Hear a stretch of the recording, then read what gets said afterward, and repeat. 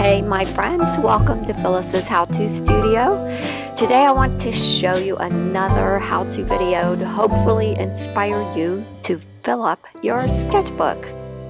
I'm going to demonstrate how to draw these flags on my iPad just so you can see it clearer, but you would actually just be using a piece of paper and a pencil or a marker, watercolors, crayons. So you start out by doing a line down, it can be a little curve to the ins and outs, and it's blowing in the wind, so there's nothing straight about it. No straight lines required. It's going to be a V up, two V's in a row, with the bottom edge going off the edge of the paper, not going down to a point here, but just going up. So you have sort of this shape. When you're drawing your stars, see, this is going over and disappearing behind this fold. So you might have a star that's halfway off, but if you were in your sketchbook doing this, you might just do a little dot or a little wiggle to indicate your stars, because you might be doing it really tiny.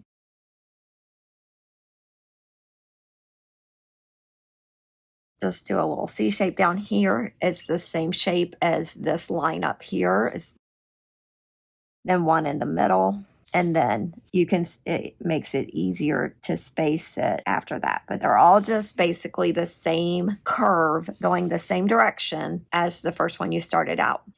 Now, the second section is going to go curve the opposite direction. If this curved up, this is going to curve down. And I would start with the middle one and do it just a little bit below and curve it down. And that's going to be the curved shape that you follow.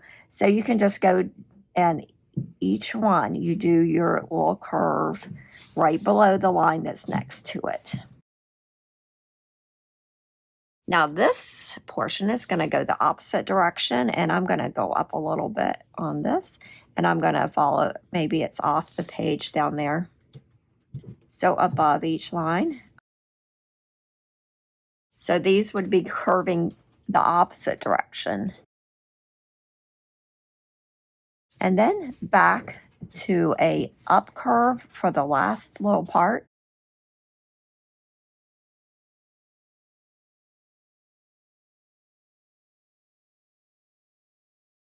And then all you need to do is go in there with your colors, whatever you choose to color in with. I'm just going to do a watercolor brush here.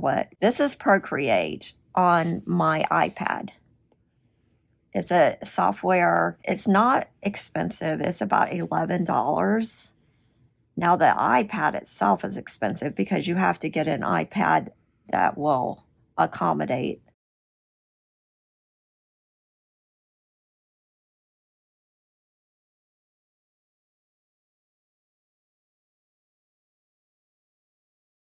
Now, a nice thing about this iPad is that I am doing this on a different layer, the colors. So if I do have a mess up, I'll just in case somebody's wanting to figure out how to do this on Procreate, this is a very good feature for getting more exacting drawings.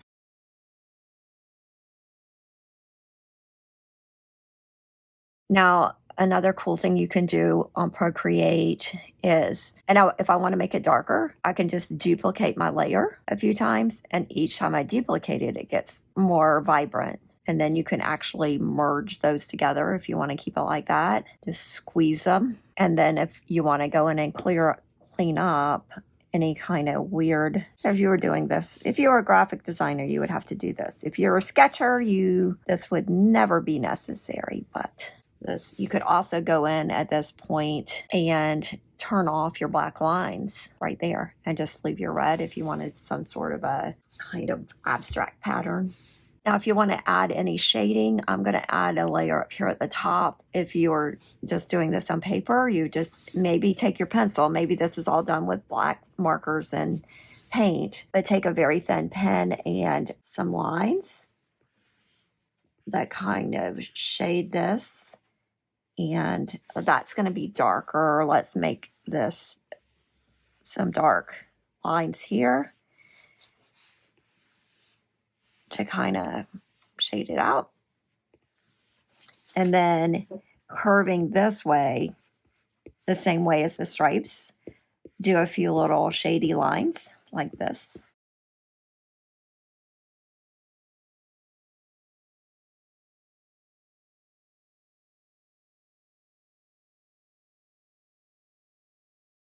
And then I could go in and do some shading and just make these be darker, like they're in the shadowy spot back here. Whoops, that's too dark. Light that up.